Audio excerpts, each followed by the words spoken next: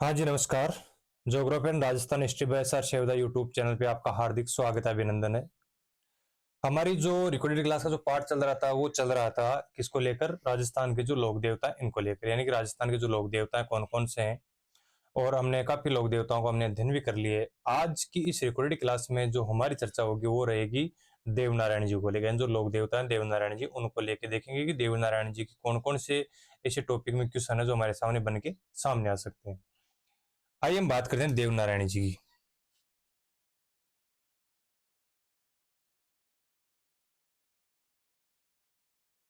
देवनारायण जी, सबसे पहले अब हम बात करें देवनारायण जी का जो उपनाम है वह कौन कौन सा है। उपनाम में बात करें तो सबसे पहले उपनाम है राज्य क्रांति के जनक। राज्य क्रांति के जनक, ठीक है। यानी कि देवनारायण जी भगवान जिन राज्य क्रांति क्या कहा जाता है? जनक कहा जाता है। फिर दूसरी बात आती है आयुर्वेद का पता लगाने वाली। आयुर्वेद के ज्ञाता, ठीक है। एक आप पहले देखिए, पाबूजी हब प्लेग रक्षक देवता, कौन सा? प्लेग रक्षक देवता। फिर अन और की हो जाता है उदल जी। उदल जी, ठीक है। यानी कि राज्य क्रांति के जनक, आयुर्वेद के ज्ञाता उदल जी। और दूसरी एक बात और इनकी खास बात है कि आका मंदिर का मान जी की है ना, देवनारायण जी को मूर्ति को अगर ईंटों की पूजा है तो इनको कहा जाता है ईंटों के श्याम। ईंटों के श्याम, यानी कि आका जो चार उपनाम है, राज्य क्रांति के जनक, आयुर्वेद के ज्ञाता उदल जी और ईंटों के श्याम। कृषि कार्य के उपकारक के देवता की हमने बात की थी, वहां पे कौन से थे? तेजाजी महाराज। ईंटों के श्याम, ईंटों के श्याम इसलिए कहा जाता है कि इनका जो मंदिर है देवनारायण जी का, इनके मंदिर के अंदर देवनारायण जी को मूर्ति या पदचिन्ह नहीं होकर इनके जो पांच ईंटें होती है उन ईंटों की पूजा की जाती है। और वो भी पूजा किसकी होती है? नीम की पत्तियों से पूजा होती है। तो राज्य क्रांति के जनक, आयुर्वेद के ज्ञाता उदल जी, और इनका नाम बात करें तो ईंटों के श्याम। अब इनके जन्म की बात करते हैं। जन्म कब हुआ था? जन्म इनका हुआ था 1243 ईस्वी में। जन्म कब हुआ था? 1243 में। 1243 में जन्म हुआ है, वो है भीलवाड़ा के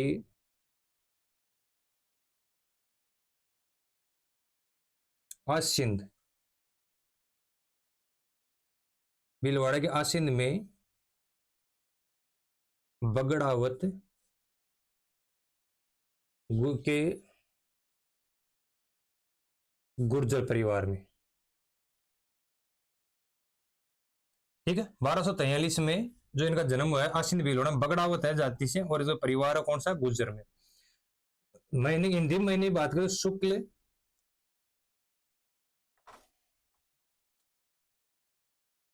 माघ शुक्ल सप्तमी को, माघ शुक्ल सप्तमी को इनका क्या हुआ था? जन्म हुआ था। आसिंद भीलवाड़ा के जो बगड़ावत जाति है उनके गुर्जर परिवार में इनका जन्म हुआ था माघ शुक्ल सप्तमी को 1243 के अंदर। बात करते हैं इनके पिता का नाम क्या है, तो पिता का नाम है सवाई भोज। सवाई भोज,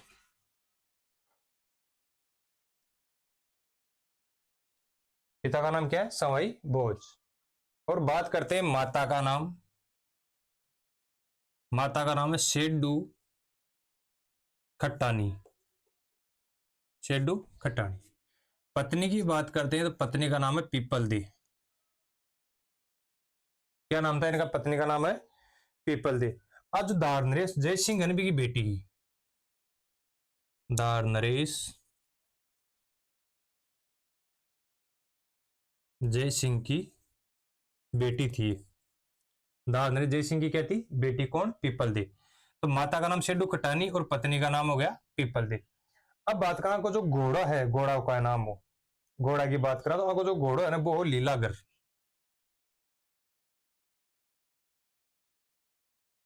लीलाधर, ठीक है। लीलाधर घोड़ा किसका था? देवनारायण जी का। फिर आप बात करेंगे आपको बचपन को नाम का ही हो, बचपन का नाम, बचपन का नाम था इनका उदय सिंह। ये उदय सिंह का नाम पर आपको नाम कहीं पड़े? उदल जी पड़े, ठीक है। तो बचपन का नाम क्या था इनका? उदय सिंह। माघ शुक्ल सप्तमी को इनका क्या हुआ था? जन्म 1243 में बगड़ावत परिवार में और गुर्जर जाति में इनका क्या हुआ था? जन्म हुआ था। ईंटों के श्याम क्यों कहा जाता है? क्योंकि इनके मंदिर के अंदर इनकी कोई मूर्ति वगैरह नहीं होकर के इनकी जो 5 ईंटें होती है, उन ईंटों की क्या होती है? पूजा होती है। किनके मंदिर में? देवनारायण जी के मंदिर में। आयुर्वेद के ज्ञाता, राज्य क्रांति के जनक भी इसे कहा जाता है। घोड़े की बात करें तो घोड़े का नाम है लीलाधर। जिसका घोड़ा है देवनारायण, उसका नाम है लीलाधर। फिर आप बात करें कि घोड़ा का बाद में बचपन को नाम हुआ उदय सिंह, और आगे जी पत्नी है पीपल देवबाई दार नरेश जय सिंह की कहीं बेटी। अब गुर्जर जाति में कहीं है आराध्य देव किसके है? गुर्जर जाति की आराध्य देव किसके हैं? गुर्जर जाति की, गुर्जर जाति की। ठीक है। इनके बारे में इसी जन्मावतरण में कहा होता है कि इनका जन्म होने के बाद ये कमल के फूल में विराजमान हो गए थे। कमल के फूल में विराजमान कौन हुए थे? देवनारायण। जन्म होने के बाद बताया जाता है कमल के फूल में क्या हो गए थे? विराजमान हो गए थे। आपको सबसे बड़ा मंदिर की बात करा, फिर क्लीन कर दें। अब बात करा सबसे बड़ा मंदिर या मुख्य मंदिर की बात करा,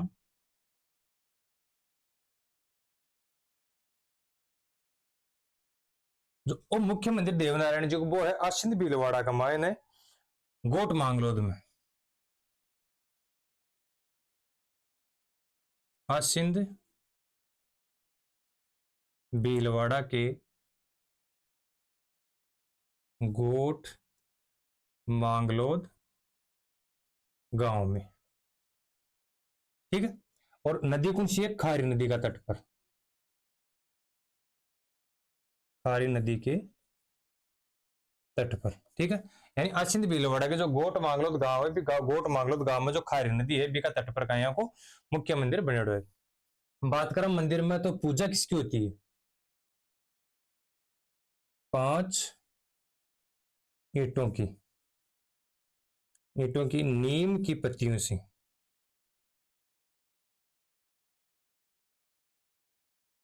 नीम की पत्तियों से पूजा की जाती है। यानी आगे जी की मंदिर में जो पूजा हुआ है ना वह 5 ईंटा की हुआ है, और वह भी कहा सो नीम की पत्तियां सो की कहीं हुआ है पूजा हुआ है। यानी देवनार जो मुख्य मंदिर तो कड़ा असिंद भीलवाड़ा का मायने, और नीम की पत्तियां कहीं हुआ की पूजा हुआ है। मेला की बात करा तो मेला लगे भाद्रपद, भाद्रपद शुक्ल सप्तमी,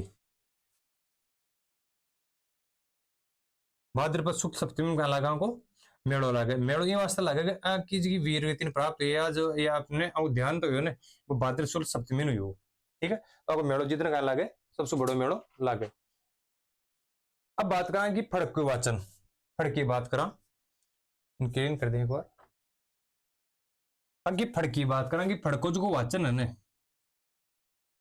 फड़क का वाचन, ये वाचन कौन करते हैं? ये करते हैं गुर्जर जाति के अविवाहित बोफे, अविवाहित बोफों द्वारा क्या किया जाता है? इनकी फड़ का वाचन किया जाता है।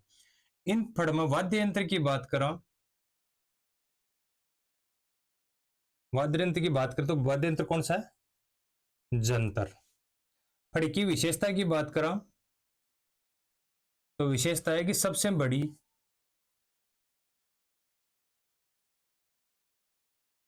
सबसे छोटी, सर्वाधिक समय लगने वाली,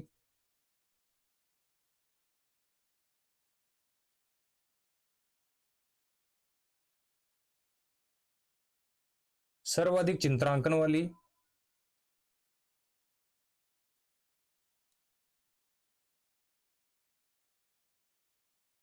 ठीक है। यानी सबसे बड़ी है, सबसे छोटी है, सर्वाधिक समय लगने वाली, सर्वाधिक चित्रांकन वाली क्या है? इनकी फड़ है। अब इनकी फड़ पर बात राज्य सरकार की बात करा 2 सितंबर, ठीक है, 2 सितंबर 1882 की बात, सॉरी 1992 की, सॉरी 1992 को राज्य सरकार ने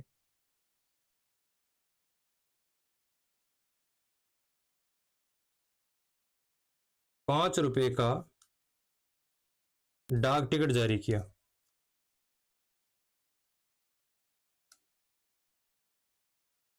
यानी राज्य सरकार का करियो पर 5 रुपए को डाक टिकट जारी करा करियो 2 सितंबर 1992 को। और अपन बात करा 7 सितंबर 2011 में तेजा जी की फड़ है भी खबर नहीं आई तेजा जी पर डाक टिकट की बात करा तो 7 सितंबर 2011 तेजा जी का अपहरण भी कहीं डाक टिकट जारी की गई है। अब केंद्र सरकार की बात, केंद्र मंत्रालय ने बात करें इनकी, केंद्र सरकार का संचार मंत्रालय है,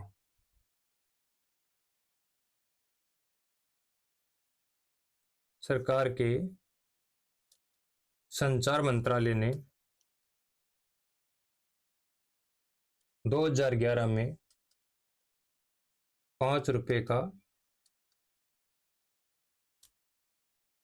डाक टिकट जारी किया।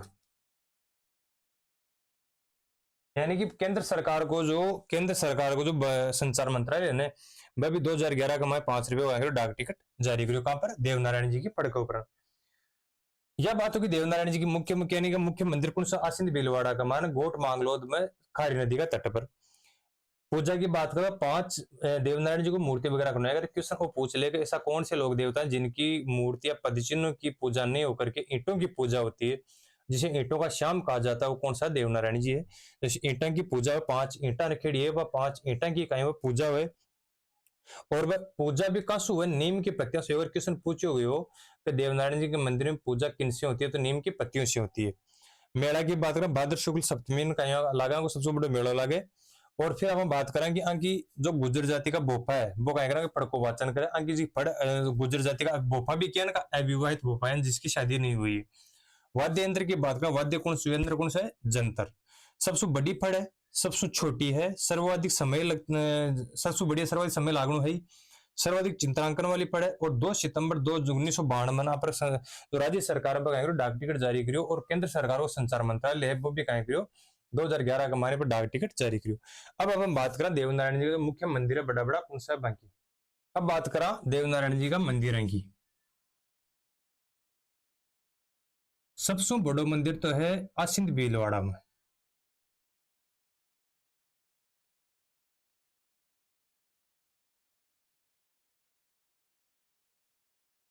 सबसे बड़ा ठीक है सबसे जो बड़ो मंदिर है वो कौन सी जगह है आसिंद भीलवाड़ा में। फिर बात करें देवमाली देवमाली ब्यावर अजमेर में। यानी दूसरा मंदिर की बात करें पहले आसिंद भीलवाड़ा में दूसरा है देवमाली में। तीसरा मंदिर की बात करा तो देवधाम जोधपुरिया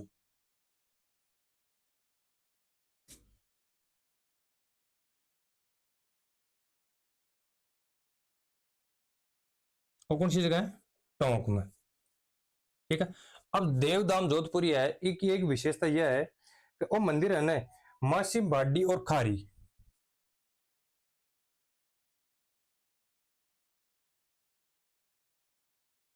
नदियां का संगम पर बने है।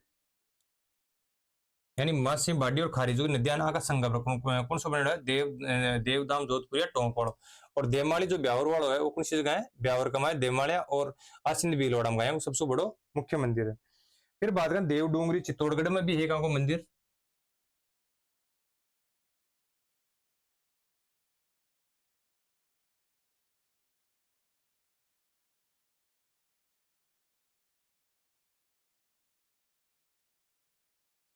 ये मंदिर को निर्माण कौन करवायो सांगा यानी मेवाड़ के महाराणा सांगा।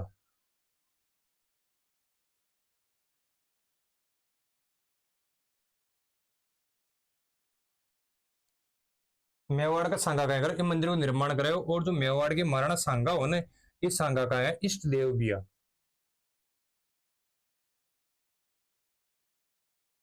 यानी महाराणा सांगा का इष्ट देव कौन सा देवनारायण जी भगवान है महाराणा सांगा का इष्ट देव जो देवडूंगरी चित्तौड़गढ़ में निर्माण कराया कौन महाराणा सांगा और आगा इष्ट देव कौन देवनारायण जी। ठीक है और आपको मंदिर को निर्माण खटा कराया देवडूंगरी चित्तौड़गढ़ का माए आपको निर्माण करवायो।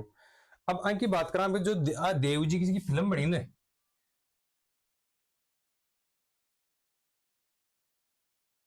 आ देव जी की फिल्म बनी, इन जी देव जी की भूमिका है ना,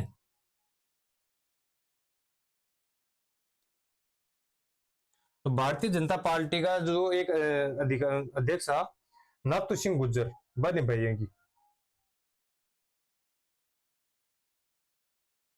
भारतीय जनता पार्टी के नाथू सिंह ने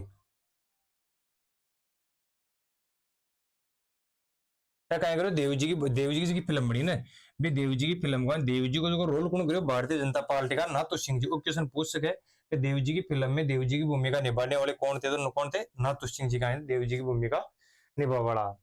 और आगे जी की मृत्यु हुई ना बस देमाली में हुई, आगे मृत्यु हुई और भाद्र शुक्ल सप्तमी को, भाद्रपद शुक्ल सप्तमी ने कही है कि मृत्यु हुई, यानी देवलोक गमन हो कौन सी जगह ब्यावर आसिंद बिलवाड़ा में आपका जन्म हुई और खारी नदी का तट पर है। और आगो जो संगम है ना नदियों को, देवधाम जोधपुरी और बांडी खारी और अमाशी की नदियां का संगम पर मंदिर बने कौन सा, देवधाम जोधपुरी टोंक वालों, देव डोंगरी चित्तौड़गढ़ की बात करो और मंदिर को निर्माण कौन करवायो, मेवाड़ के महाराणा सांगा, और ये सांगा को इष्ट देव भी कौन हो, देवनारायण जी भगवान। आज की हमारे आपने चर्चा हुई आज की क्लास में, यानी रिकॉर्डेड क्लास में आज चर्चा हुई देवनारायण जी भगवान ले एक 12 क्वेश्चन देवनारायण जी को कोई क्वेश्चन कौन बच्चो जो ये रिकॉर्डेड क्लास का 12 जा सके, तो देवनारायण जी के जी टॉपिक सुन ले जितना भी क्वेश्चन आपने करना बना, बट टोटल एक मायने है आका अलावा कोई भी इनको क्वेश्चन को नहीं जो ये सु 12 जा सके, और तो थोड़ा विश्वास भी रहा को एक अलावा कोई क्वेश्चन इनको को नहीं सु 12 भी जा सके। सभी नमस्कार, राम राम सा।